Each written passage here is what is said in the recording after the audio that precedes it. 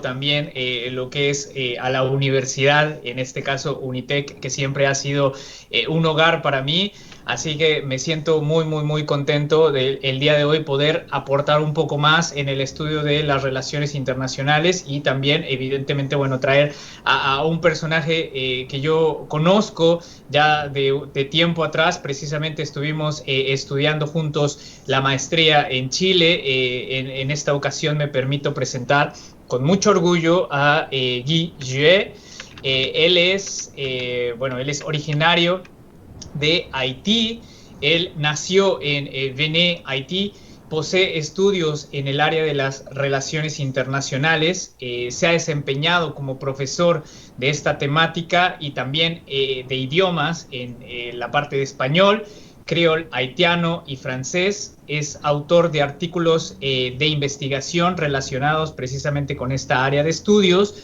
Además, Guy es licenciado en Relaciones Internacionales con especialidad en diplomacia por la Université Américaine des Sciences Modernes d'Haïti y magíster en Relaciones Internacionales por la Pontificia Universidad Católica de Valparaíso.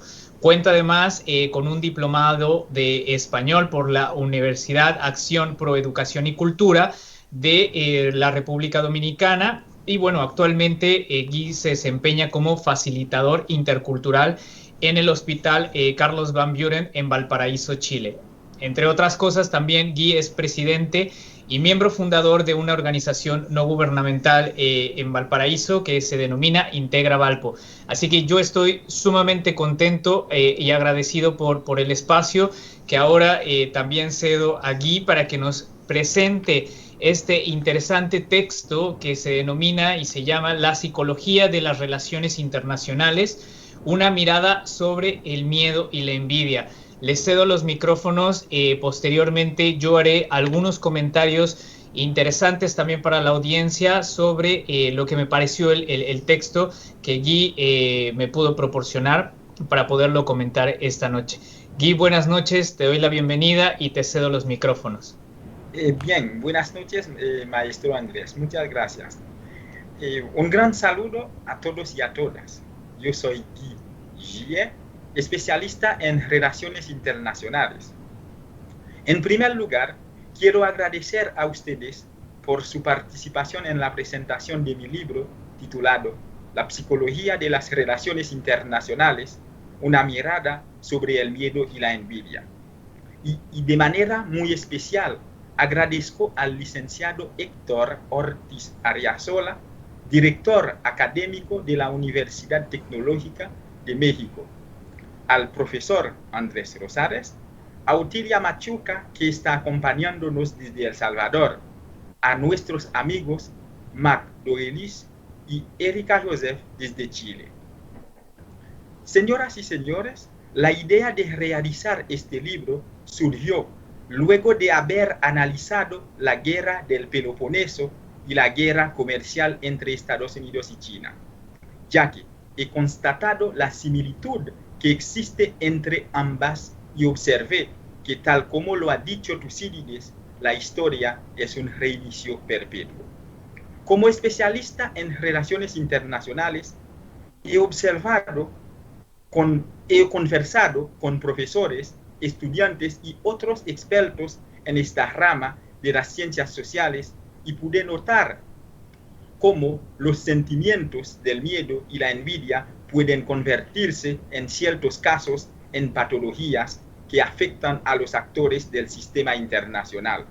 De igual manera en la que esos sentimientos afectan la vida cotidiana de los seres humanos. Este ensayo está dividido en 6 capítulos.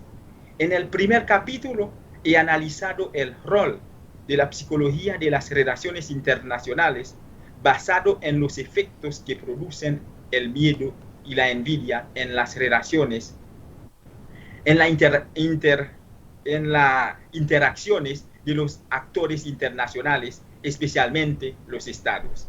Pues, muy a menudo, las causas del conflicto interestatal son mucho más psicológicas de lo que pensábamos. ¿Por qué? En algunos casos, los protagonistas no podían o no declararían las causas reales de los conflictos. Es de esta manera como queda demostrado en esta primera parte del ensayo la importancia de la psicología para determinar por qué los actores internacionales se comportan de cierta manera. En términos de relaciones interestatales, la psicología nos permite detectar miedo, celos, astucia, envidia, estrategia e incluso tácticas entre los estados a través de análisis de comportamiento. En una guerra donde los estados que participan tienen fuerzas físicas iguales, aquellos que son más fuertes psicológicamente tienen más posibilidades de ganar. De igual manera ocurre en una negociación. Así que, si la historia y la sociología son las hermanas consentidas de la diplomacia, entonces la psicología es el alma de la ciencia política de las relaciones internacionales. Dentro del segundo capítulo se presenta una síntesis de la guerra del Peloponeso y se considera el pensamiento de Tucídides, quien es uno de los pocos autores que escribe sobre la psicología de las relaciones internacionales y que fue capaz de demostrar la dimensión psicológica de esta guerra. Gracias a la psicología, el historiador ateniense logró identificar la verdadera causa del surgimiento de esta guerra, determinando que era el miedo de Esparta por el surgimiento de Atenas como potencia. Con respecto al tercer capítulo, dentro de este hemos demostrado cómo el miedo y la envidia ponen a los estados en una posición incómoda, a la cual los expertos en políticas internacionales llaman un dilema de la seguridad, confirmando que el fortalecimiento del sistema de seguridad de un estado A causa temor en el estado B y viceversa. Asimismo, el desarrollo económico, social, cultural, educativo, etc., de un estado también causa envidia en otros estados.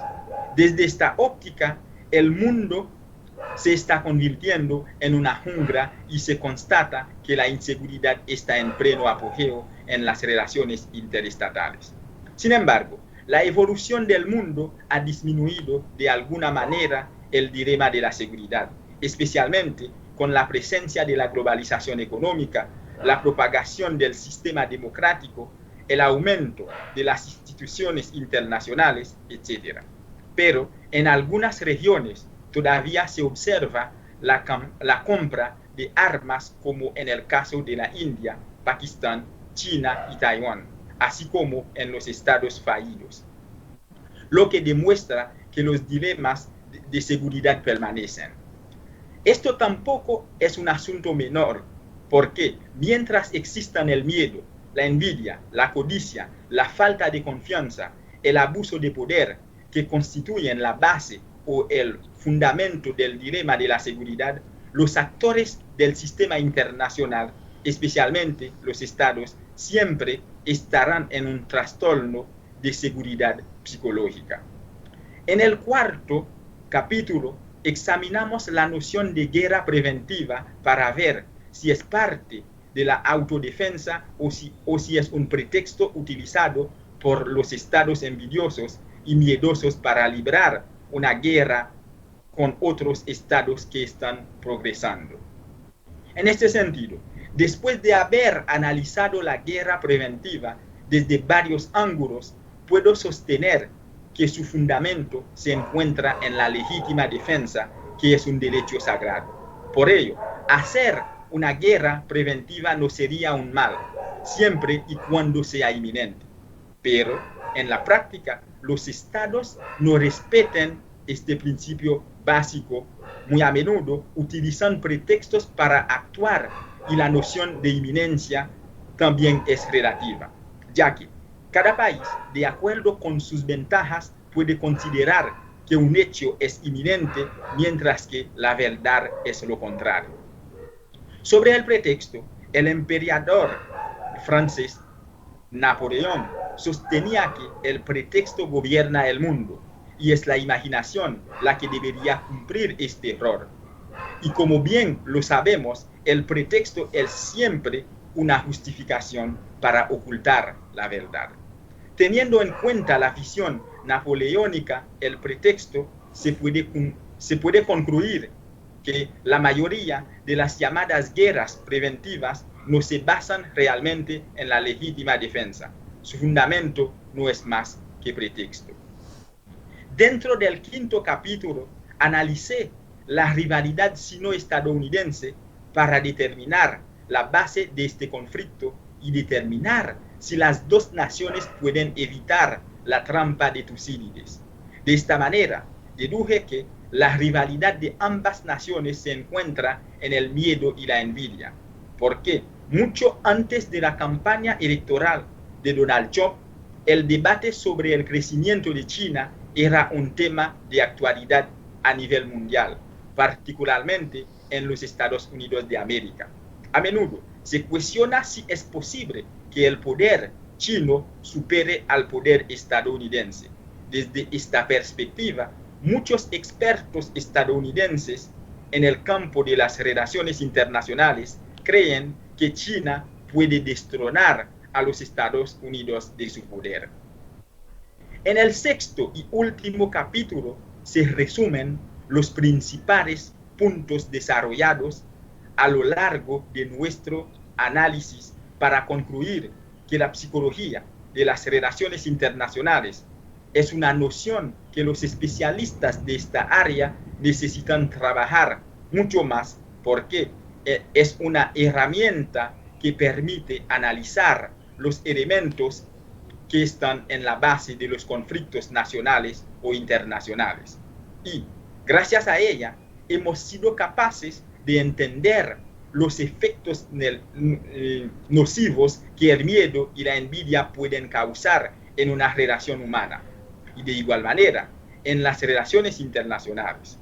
Por lo tanto, no destacar o al menos no considerar el peso del miedo y la envidia en las negociaciones, las intervenciones militares, la toma de decisiones, etc., sería un gran error por parte de los dirigentes políticos, los analistas políticos, los diplomáticos, incluidos los académicos. En general, lo que quise presentar en este ensayo son todos los elementos psicológicos que pueden explicar el comportamiento de los actores del sistema internacional ante una situación determinada. Estimados amigos, quiero concluir agradeciendo el tiempo que han dedicado para participar en este lanzamiento de mi libro y espero que la temática les haya parecido interesante y que disfruten de esta lectura. Muchas gracias.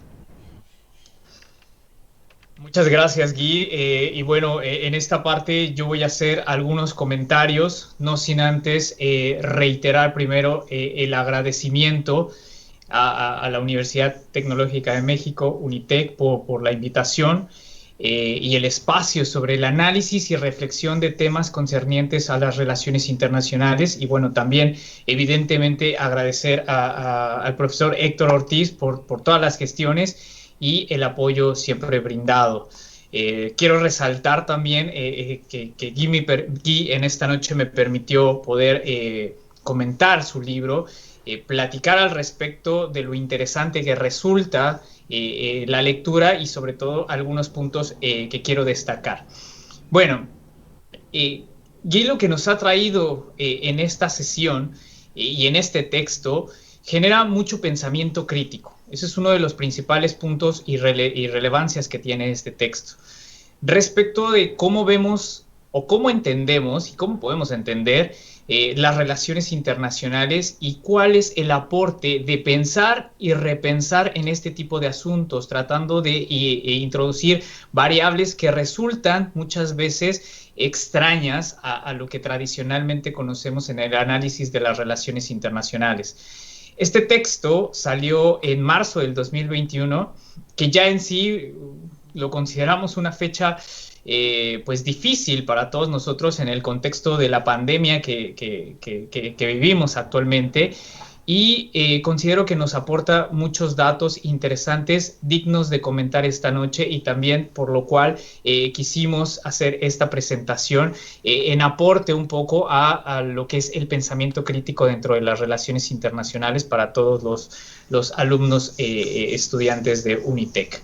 Bueno, en general el contenido temático que Guy ya nos presentó a grandes rasgos, y la verdad es que yo no me voy a profundizar en cada uno de ellos, de estos 6 capítulos que tiene este texto, con una intención de no hacer spoilers. Acá lo dejamos un poco para que la lectura pueda darse directamente para aquellos que estén interesados, pero sí quiero comentar algunos puntos que el autor nos va llevando entre conceptos sumamente pertinentes en la actualidad.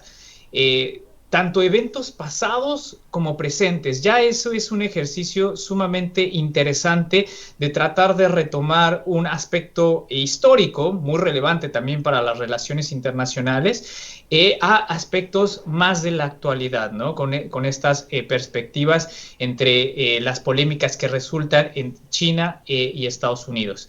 Estos temas son sumamente reveladores de cómo entendemos las relaciones internacionales y las propias relaciones de poder entre los actores internacionales. Y surge un aspecto sumamente interesante de la parte de las relaciones internacionales, como una duda, yo creo que incita a pensar lo interesante de este tipo de textos, que es la psicología dentro de las relaciones internacionales. Yo creo que varios, esperaría que varios que leyeron este título les haya generado precisamente esa curiosidad.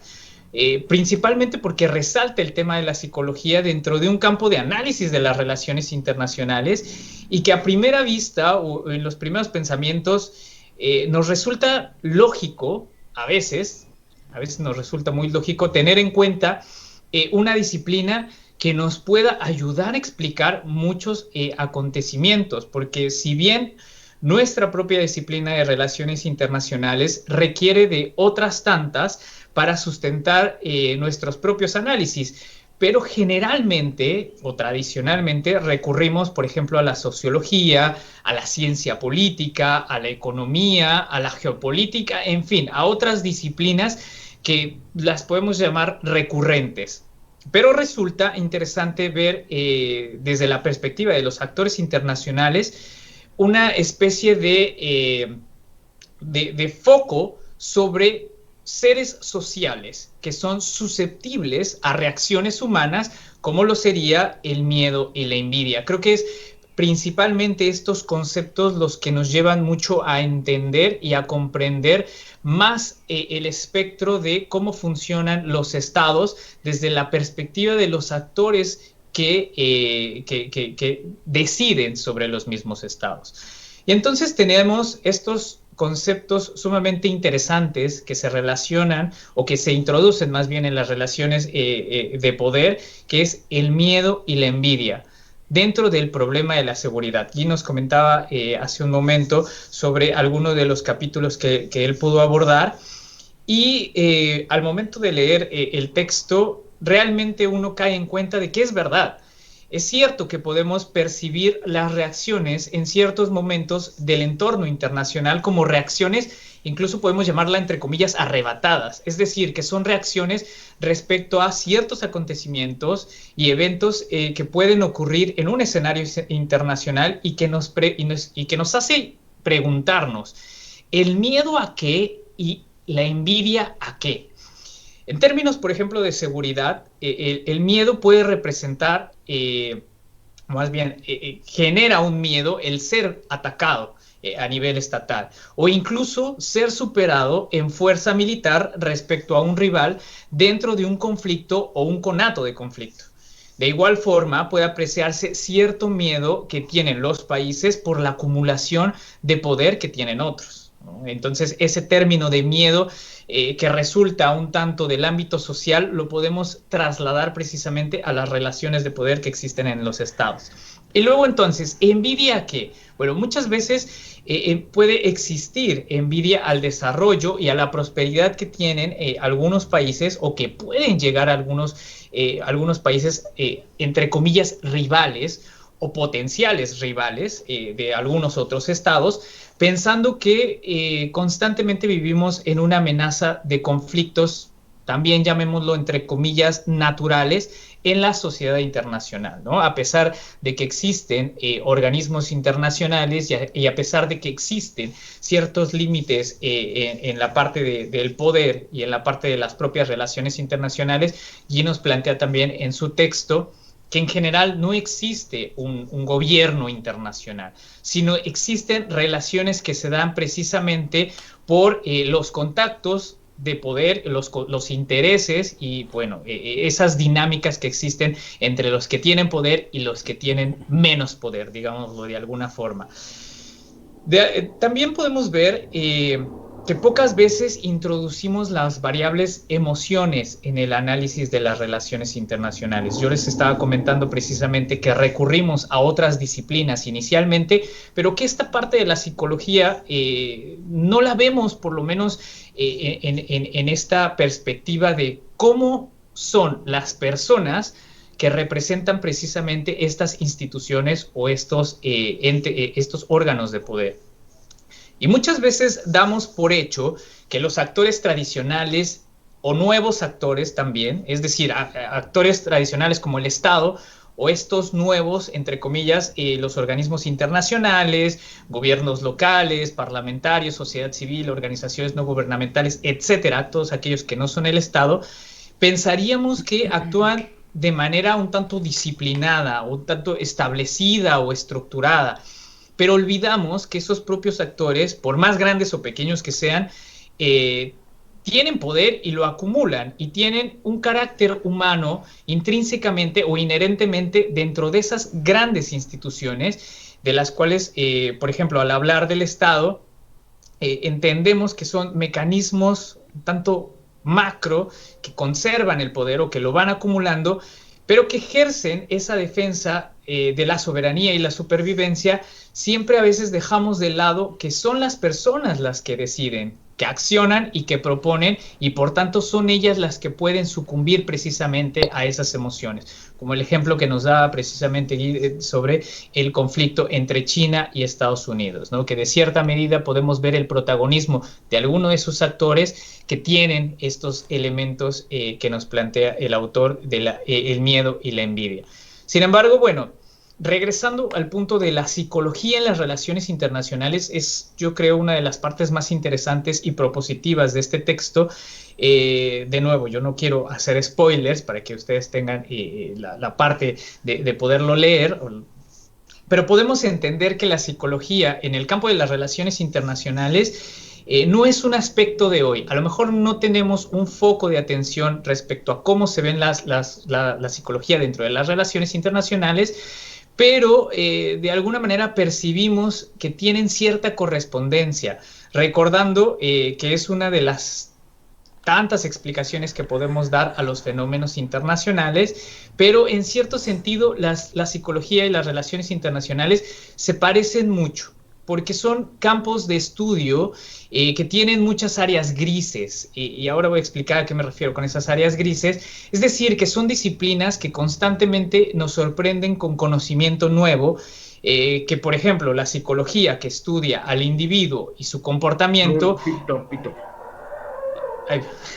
y las relaciones internacionales estudian precisamente, y valga la redundancia, las relaciones que tienen esos individuos con poder para influir en el escenario internacional, es decir, en la vida de todos nosotros en las cuales influye.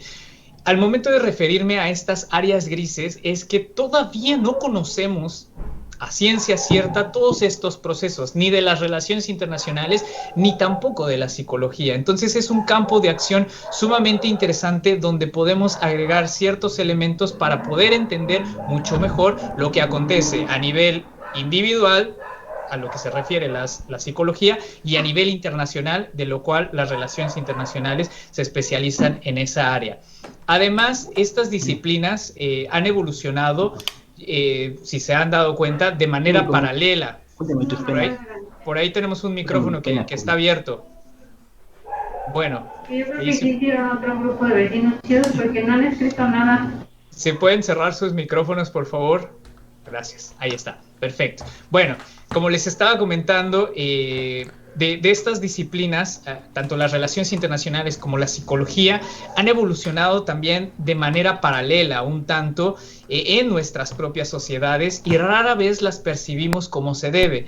Por ejemplo, el autor que esta noche nos acompaña nos da algunos conceptos como la guerra psicológica, ¿no? Desde ahí son dos conceptos, uno de psicología y otro de relaciones internacionales, que adoptamos como naturales, pero no nos vamos a profundizar de dónde vienen este tipo de conceptos. O la propaganda, que por ejemplo en la Segunda Guerra Mundial fue un factor sumamente importante desde la perspectiva de cómo la propaganda podía mover masas a través de la influencia de la psicología respecto a, por ejemplo, la propaganda nazi en ese momento.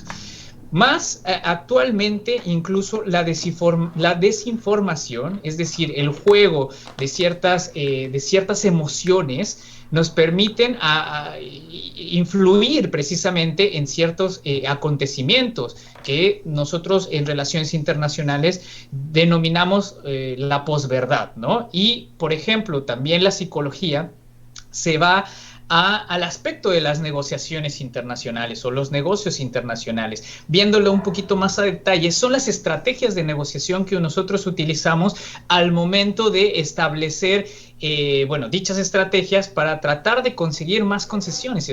Es decir, la psicología, como las relaciones internacionales, tienen una historia un tanto paralela, pero que siguen caminos muy similares y que hasta el momento no habíamos caído en cuenta de cuál es la utilidad de entender una o involucrar unas con otras, ¿no? O sea, este juego de psicología y las relaciones internacionales, que si bien no es algo nuevo, es algo novedoso. Y estos aspectos también influyen directamente en las reacciones de los actores y en general de la sociedad internacional, con una intención sumamente concreta y hasta en ciertos casos tendenciosa, ¿no? Para el uso de ciertas emociones, como bien lo plantea el autor en su libro. Bueno, para ir concluyendo, quiero también destacar el análisis histórico que hace este texto. Sobre todo, nos da un panorama interesantísimo sobre el entendimiento de ciertos acontecimientos históricos, principalmente la guerra del Peloponeso, la cual tiene una amplia bibliografía para sustentar precisamente estos conceptos del miedo y la envidia. Pero además de eso, sintetiza muy bien los elementos de ese acontecimiento, muy importante para nuestros estudios de relaciones internacionales, pero nos da también a entender otro tipo de conceptos como la guerra, conflicto, poder, alianzas, paz, disuasión e intereses. Aspectos que, si bien se plasman en un acontecimiento histórico, siguen presentes en las coyunturas actuales. De ahí su importancia para poder seguir estudiando este tipo de conceptos. Finalmente, dos puntos que quiero destacar. Y yo creo que es una de las pocas veces que nos podemos plantear este tipo de aspectos, es qué nos aporta este libro o qué les aporta este libro a ustedes que están estudiando, sea que estén iniciando, estén a la mitad de la carrera, terminando o ya hayan finalizado. Y creo que desde la perspectiva del estudiante resulta mucho más interesante el saber qué me puede aportar un texto, ¿no? Eso yo creo que es fundamental y básicamente la retroalimentación que tenemos como docentes al momento que entendemos las necesidades de los estudiantes. Y como les había comentado, el libro, además de tener muchos elementos interesantes, de los cuales ya hemos planteado a lo largo de esta conversación, tiene muchas referencias históricas, ya sea para argumentar el miedo y la envidia como variables dentro del análisis de las relaciones internacionales, además la guerra del Peloponeso y el dilema de seguridad. Todas estas se van adhiriendo para ir un poco más allá, incluso a la actualidad en la guerra comercial de Estados Unidos y China. Es decir, pasa de un aspecto sumamente histórico e importante a un contexto sumamente actual, comparándolo de alguna manera con estos elementos transversales de psicología, envidia, miedo y emociones. Lo que nos cambia también un poco de perspectiva hacia los tomadores de las decisiones, de estas grandes decisiones de política internacional. por lo cual, en términos generales, creo que el principal aporte que les puede dar es ayudarlos a entender desde esta óptica otros tantos acontecimientos y conflictos en el mundo. También creo que les puede dar una visión que no es usualmente usada en textos que son más teóricos, un poco más densos y que tienen tantos elementos prácticos, o por lo menos este texto tiene tantos elementos prácticos de los que se argumenta, y creo que les puede ayudar un poco a entender las relaciones internacionales y los conceptos claves de esta que yo considero maravillosa disciplina, ¿no? Por algo estamos reunidos esta noche. Finalmente, creo que el lenguaje es sumamente importante cuando estamos hablando de este tipo de textos tan interesantes, y quiero destacar que por lo menos esta lectura es muy sencilla de entender. La propuesta resulta, además de interesante, también importante respecto a la opinión crítica que puedan tener o respecto a los conceptos que ahí están inmersos. Y bueno, este tipo de argumentos que nos trae Guy con su texto nos revela la importancia de tener un pensamiento un tanto más holístico de las cosas, no centrarnos nada más en algo muy específico, sino poderlo entender de forma más general y tener en ese sentido un espectro de visión mucho más amplio. Así que, bueno, yo hasta aquí dejo mis comentarios.